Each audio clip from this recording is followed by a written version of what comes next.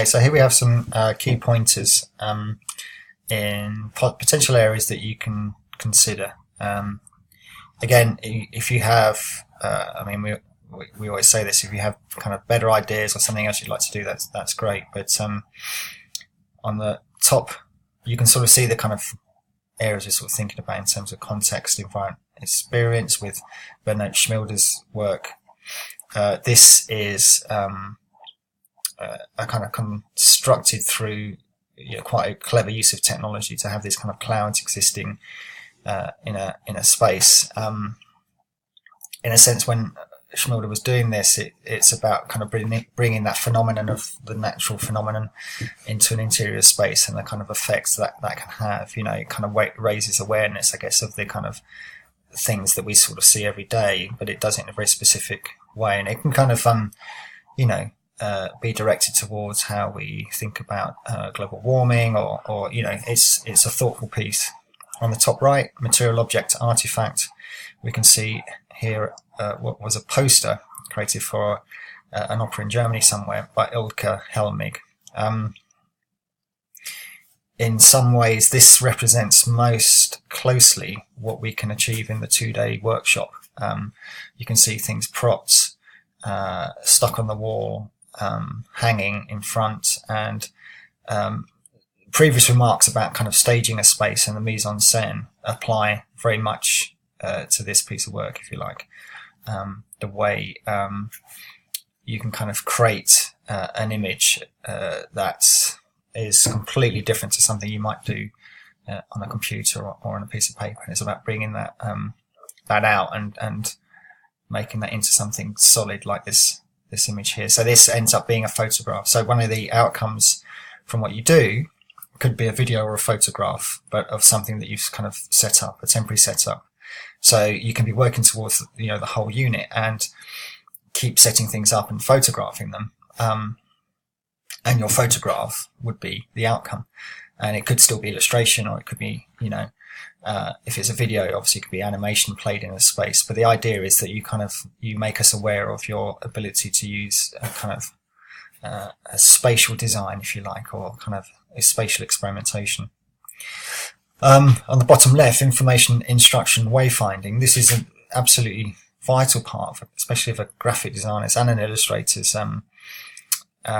way of engaging with companies. Could be corporate, could be museum design, could be charity design, but this idea that you kind of how you get an individual to navigate a space, how you inform an individual, and that could be very much again to do with the brief.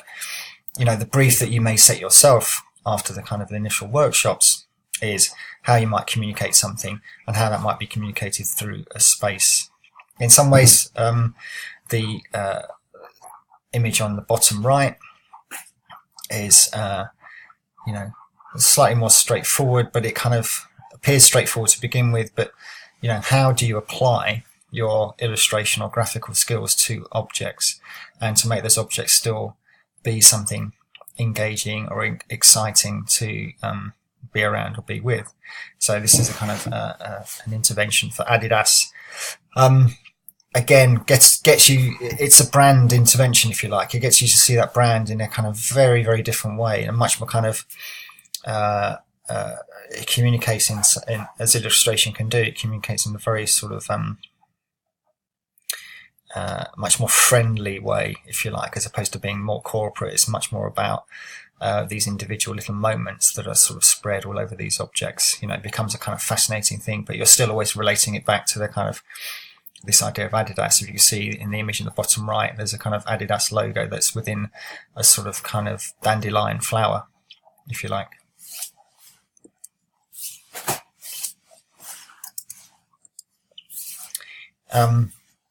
This another kind of key pointer example, something that has impact. It's experiential, so it's not necessarily a kind of a lot of the time with illustration and graphic design, it's about kind of holding someone's attention or getting someone's attention, holding that attention for as long as is necessary for a kind of message to be communicated. But and then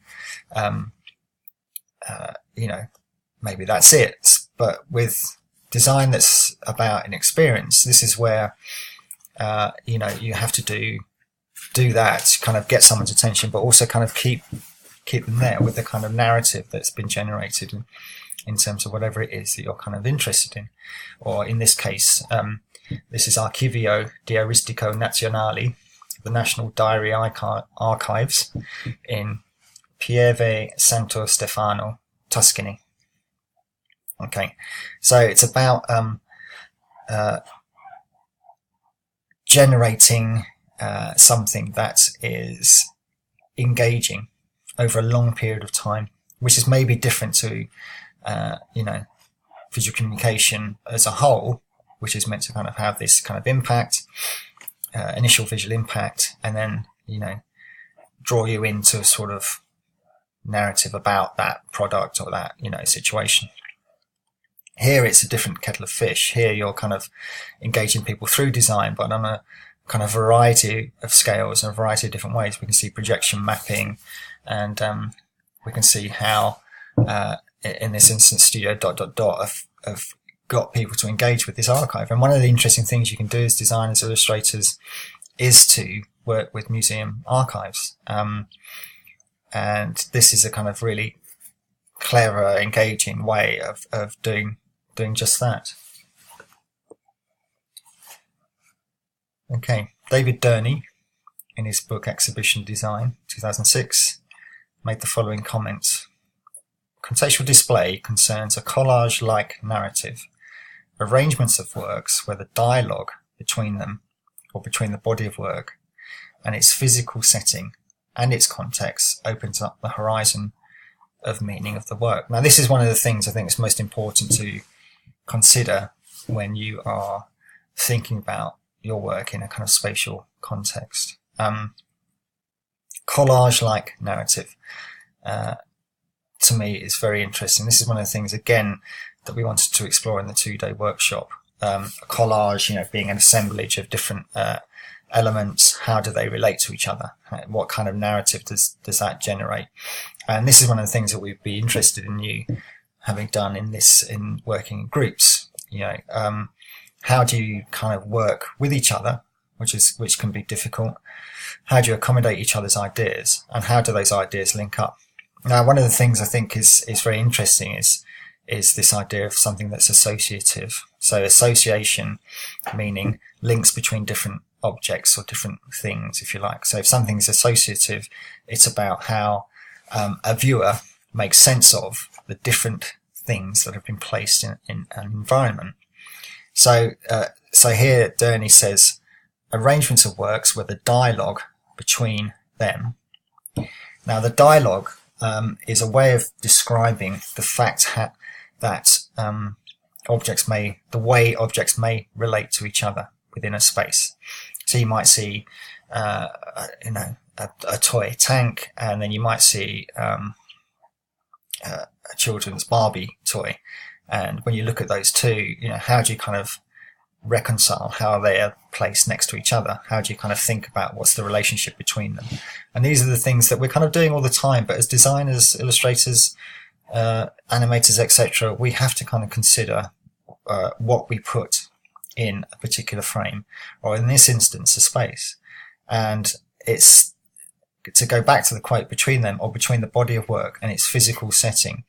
Now, what's interesting about spatial practice is you can construct the physical setting. You can create the background, or if you like, or the context that the work goes into through lighting, through painting large-scale murals, through kind of animation, through a kind of selection process, through sculptural, setups, through something that's maybe very small or kind of theatrical. And its context opens up the horizon or meaning of the work. So one of the things that would be useful in the 2-day workshop is to consider how you, and your work as a whole for this unit, how your context opens up the horizon of meaning of the work. So what the horizon of the meaning of the work means is actually allowing the viewer to kind of understand what you're doing, but not in such a way as it only has one meaning. That's a difficult thing to do, and what I mean by that is this power of what a viewer brings to a piece of work. Roland Barthes called it death of the author. In other words, Barthes was saying with this idea of death of the author that whatever the producer, maker of a piece of work was thinking when they made that piece of work, a viewer will bring its own interpretation to it. So in a sense, what Barthes was saying is that, it's difficult to kind of really, really clearly communicate a single meaning. But that's a good thing, because you can kind of then put a lot of different things together. You may know how they kind of, how they link, how they work together. But what would be very interesting is how an audience engages with that. So in a sense, it's a difficult proposal, because you've got to kind of experiment around with what fits with what, and you've kind of got to think, well, how well is this working? And make decisions about what to put in, what to add, how to edit, just like you would to do with something on the screen. But what's good about the kind of physical side of it is you kind of learn a lot of transferable skills about how to construct and how to put things together in a space that will potentially engage a viewer.